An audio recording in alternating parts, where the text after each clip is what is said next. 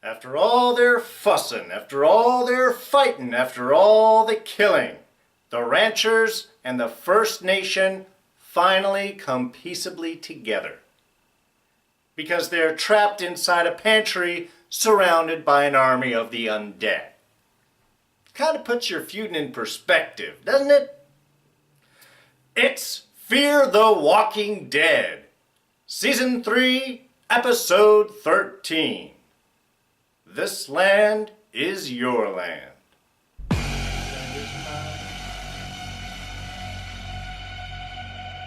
Hey everyone, D here, and welcome to this week's review of Fear the Walking Dead. So yes, of course, lots of spoilers ahead.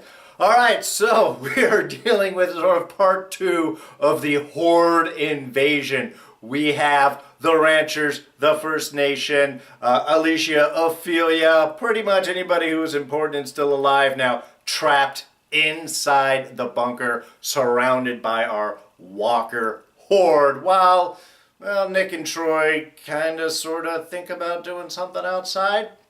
They're not really their episode. This is really Alicia's episode. And, they start off with a very cool audio trick where she's first inside, and you can feel that sort of like idea of that adrenaline pumping and that oppression of being inside and all of those bodies and the post-traumatic moment. As they kind of muted everything down but added a little reverb to it, so everything was a little echoey, and it gave a very oppressive feel, I think, to the entire scene. And I thought that was a beautiful opening bit to do to really get us in the moment of what is going on inside the pantry. Where, of course, we do deal with some really interesting kind of ideas. I mean, there's some pluses and negatives. There's a lot of stuff to like in this episode. A few issues, but, I mean, overall, like I said, some really interesting ideas that they were looking at this that we haven't really had a chance before. And that idea of suffocation, of being trapped in there, and also dealing with those that have been bit, and the idea of them having to step forward to get taken out to save the lives. I mean, usually you do that because you don't want anyone to turn while they're hiding in the back in the midst of the group and start this whole panic and walker spread. But here it's kind of interesting because these people are already dead, in a way, and yet they're also using up a resource, hastening the death of those around them. So really, I mean, some interesting concepts to deal with, and I kind of like that idea of bringing all of that up in here. The irony, of course, being trapped inside of a pantry of all places where you have plenty of supplies and food, and yet you could potentially run out of air, should not be lost on any of us. But really, this is an Alicia-centric episode, and how everything sort of plans out at the end, it would make sense where we kind of take this moment to really focus on a character and really seeing Alicia's whole arc in here. She plays a lot of roles. I love the opening bit science moment where we have Alicia actually calculating how much time they have left inside, considering all the bodies and stuff. Now, I like the idea of it. I also like the idea how she brings up the fact that until the CO2 kills us, often we talk about we're going to run out of oxygen. You actually don't run out of oxygen. It's the buildup of CO2, of carbon dioxide in the air, that poisons you and ends up killing you. There's plenty of oxygen. It's the CO2. So I kind of like that they talked about that, and that she does a whole little calculation figuring space and using her math and intelligence. That was very cool. How she actually knew off the top of her head, respiration rate, how much CO2 is produced per air, how many people were in there, the square footage of the space. I mean, she was working some time, but let's just say it was a rough calculation. Certainly that 2 hours, it seemed far less as things played out. And that is one of the downsides, which I'll talk about a little bit later, of the episode, which really kind of comes down to timing. But Alicia herself gets to do a lot in this episode. She shows her smarts, she shows her bravery, she shows her compassion, like her coming forward and saying, look, we can't just cause the panic by pulling people aside and killing them. We have to do this orderly. And the fact that they're running out of oxygen, the less panic you have, the better things are going to be. So I liked her, again, using that smarts, using that compassion to ask, to present, to just tell people, look, this is the situation we're in. Those of you that are actually dead, we might need you to be dead a little bit faster to save the rest of us. I would have thought they should have dosed them all and then gone around and killed them as opposed to once at a time, because the guy who volunteers to go first, I mean, first of all, let's bring it up, both people on both sides are tough soldiers, plus the nations alternately volunteering for their positions. I thought, again, this episode brought people together. They put all of their silly differences aside because they were facing the grim reality of imminent life and death, which tends to put things in a lot of perspective. So that was one thing I really liked was done in the episode. And then we did have the rancher first volunteer, a big security guy, and then we had the First Nation volunteer for the next one to be dosed. I thought it was smart for him the way they did it, though, because at least he got to be killed in a room that had no other dead bodies in it. Really would have thought that they would have morphine to everyone and then gone around as opposed to the one at a time. One, it's faster, more efficient. I know that's gross, but you're on a time schedule here. Also, from Alicia's reaction to it, that's stressful, and how much extra CO2 is being generated from that stress of her murdering and killing, euthanizing, they're already dead, those individuals. I was just constantly thinking about the air supply. That was one thing that constantly came up. We had our lovely old lady that was giving the nice advice to Alicia. In that moment, though, part of me was like, hey, if you're holding up the knife saying you have to do it because you're strong, and why don't you volunteer to help?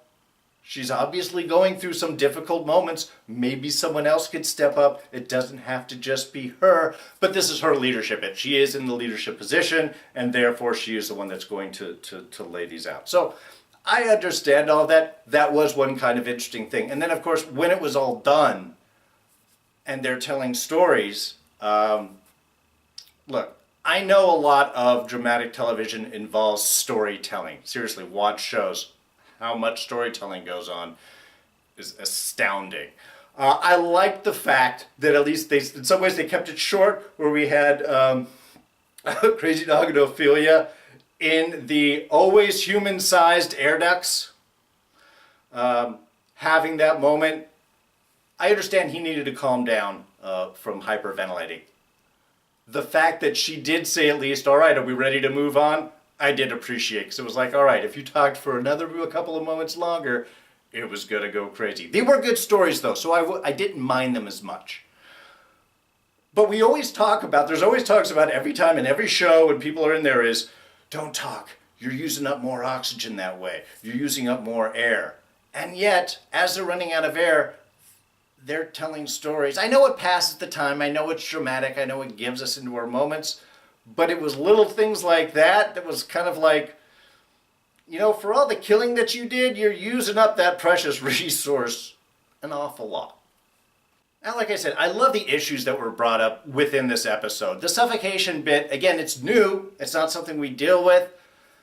There were a lot of problems I had just from the basic setup, in the sense that if this is our preppers and this is their sealed storage bunker, why is the air pump so far away? Wouldn't they have a secondary escape? And if worse comes to worse, wouldn't you try to open the door, even brace it to keep it so they wouldn't come in, just to let some more air in? Now, there are walkers outside. You can't just open it up. That's why they're trapped in there. But are we concerned about walkers getting in, or is the mass of bodies that's keeping them from pushing and opening the door a bit more? That might have been something interesting, at least in a moment of panic, to have brought up. Just the idea of the suffocation got me, and it's also because they didn't take any time in there, and then the air went out. It's like they went in and the air was already out, which means the walker had already fallen into the airstream.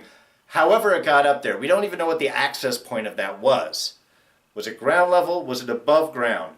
When they got to them, they didn't really seem tore up. We didn't have any more walkers above, so it was just, there was one of those things where it was a great concept to put them in that position. The mechanics of how they did that really seemed iffy and spicy, especially just once once Ophelia pulled down that walker, and that was it, and it was all clear.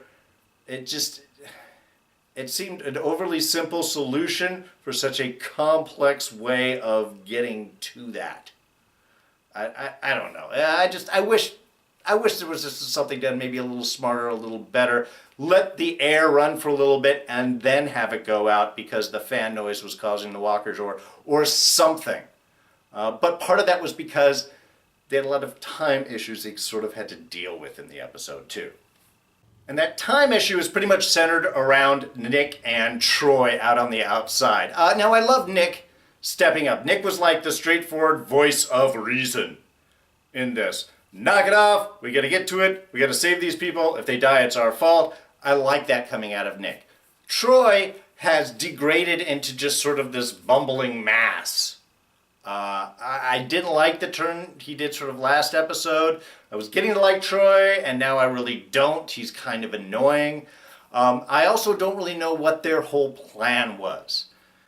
Okay, like I said, Alicia guessed 2 hours for the air. We're going to say it's half of that, was an hour, because they said it was about an hour to climb out all the way to the air shaft. For some reason, I kept thinking of Aliens. Bishop there. 45 minutes to climb out underneath there, then I got to summon down the drop ship, and then we got to... It reminded me very much of that scene from Aliens. So we're going to assume that 45 minutes, maybe a little less. I feel Alicia overguessed on how much air, maybe used it up in the talking and the freaking out about all the extra killing. But what was Nick and Troy doing out there the whole time? Just figuring out to grenade the fuel, and that was going to cause them out. But then they did their distraction, did a horrible drive through walkers, which you should never do. Crashed, of course, got in the helicopter. I would not trust Troy to do anything at this point. I think he's got a death wish. As much as Nick was trying to go and solve the problem, he just really seemed to get himself into issues. Anyway, and then of course being saved at the end with the appearance of Mom. Yay, Maddie. Just was like, I don't know. His whole bit started off strong and then just sort of fell apart with doing nothing. It took him a long time to do that nothing. All right, and then final walker attack. That was another thing that just kind of got to me. So Alicia's the only one that survived. Everybody else suffocated. Alicia did not. Was it because she had that little wake up and then was somehow with a burst of adrenaline able to get past the no air or too much CO2 in the air to fight off that one walker? Because the walker falling on her and dying, when the other ones start to wake up, I could get where she would be protected for a moment. She's got a dead walker on her. She's going to smell like dead walker. She's not breathing all that much. I get that. The fact that she even pass out after that, also totally get. That everybody seemed to have suffocated and she was the only one that didn't, just odds-wise, that's pushing it. Even if we had some other people that were waking up and being chewed on, and then you heard the screams of some of the walkers that came in and she had to fight her way, that would have worked a little bit more for me. The fact that they just had it, so she was the only one that came out, really was just, to me, too simplistic of a cleanup for the whole ranch bit. And I said it on the mid-season premiere that they were going to be out of the ranch by the end of this season. I didn't think it would happen this quick, but I guess that's it. We're done with the ranch, and Alicia is done with the family, at least for now. She is going to be living the advice that the other mom figure gave her to live her life and not live in fear. And go off. I do love the line that she did give to Maddie, which I think was quite appropriate. The fact that that no place is safe. If they can hold on to that idea, I think that could be a real interesting driver for this show. But she's going to be off on her own. Well, not really on her own, because Nick and Troy are coming after her, because nobody wants anything to do with Troy. Nick's the only one that can kind of put up with him. And of course, they've got that shared secret, if we caught that, where Nick was kind of not totally clear with about what happened with the horde and with Jake's death, and you know that's going to come back and bite him on the butt. Not to really make a Walker reference here, but that's going to create some issues between he and his sister. But everybody else, of course, are heading back to the dam with Ophelia, so you can have a nice reunion with Dad. Or not, you know, that's not the way things are going to work out. Why? Because if you cut it, they're going to stop by to the trading post and re-outfit and resupply. God, why? Stay away from that place. It was a stupid idea to try and trade by there. It's stupid to go back there right now. It's just, that's where trouble is going to be. Now, they don't have their weapons, from what I can see. I'm assuming all the weapons were distributed amongst the ranchers and the First Nation to try and hold off the oncoming horde. So if they're survived, they're sort of spread out amongst the horde there, not easy to get to. Did they hand them all out? Did they get a secondary supply? I don't know, there wasn't much in the pantry, but they had pulled the weapons out. So I don't know, they don't really get into that. Maybe they have them, maybe they don't. I doubt they do, because complications. But maybe that's why they're going to the trading post. Also, fuel, did they blow up everything? Did they get some? I don't know if Maddie really thought everything through with the rescue attempt, but it doesn't matter, it doesn't matter. So we're heading to the trading post, where something's going to happen, which means Ophelia's either going to get killed, or she's going to be captured and held there so that when Maddie goes back to meet Daniel and Daniel's like, where's my daughter? She's not going to be there. It's what's going to happen. Come on, you know it is.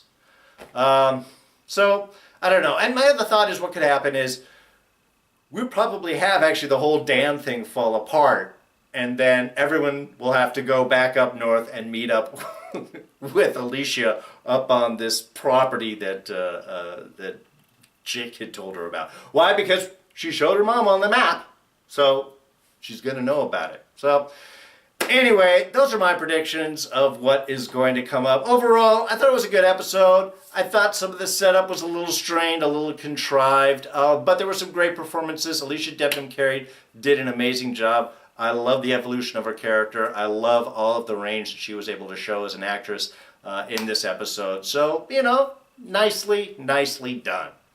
All right, so that's going to wrap us up for this week. So, if you did enjoy this review, please go ahead and hit that like button. Thoughts, ideas, comments, you can throw those down in the section below. Now, you can always catch me on Twitter and Instagram. I'm at Darren Jakes. But please be a subscriber if you are not. It's quick, it's easy, you gotta hit one button, it's right here, and then you won't miss this review or any of the other shows we're doing this fall. And I'll show up our latest review for Inhumans TV premiere right there. Check it out, I rant a lot. Anyway, that's it for me. I'm D, and I'm out of here. Catch you guys next time. Bye-bye.